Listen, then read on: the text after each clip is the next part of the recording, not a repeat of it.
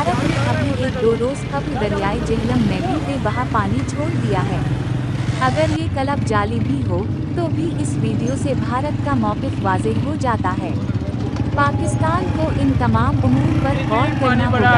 पाकिस्तान के पास वाहिद रास्ता आबादियों के नज़दीक ऊंचे कंक्रीट के पिश्ते बनाना है और इसके साथ साथ लाजमी तौर पर हर सूरत में, चाहे अखराजात में कमी करनी पड़े, बड़ी बड़ी पानी ज़ख़ीरा गाहें बनाना है ताकि सैलाबी पानी को कंट्रोल करके बेहतरी के लिए इस्तेमाल किया जा सके। मज़कूरा क्लिप में भारत का मौक़िफ़ ये नज़र आता है कि चूँकि पाकिस्तान के पास पानी रोकने का कोई बंदोबस्त नहीं, इसलिए भारत सैलाबी पानी को पाकिस्तान के खिलाफ बतौर हथियार के इस्तेमाल कर सकता है। पाकिस्तान को छोटे छोटे बंद बनाना होंगे। मज़ीद ये कि पानी की ज़ख़ीरा गाहें हर सूरत में तामीर करना होंगी, वरना भारत हर सूरत बरसात में पाकिस्तान से बदला चुकाने में पहल करेगा।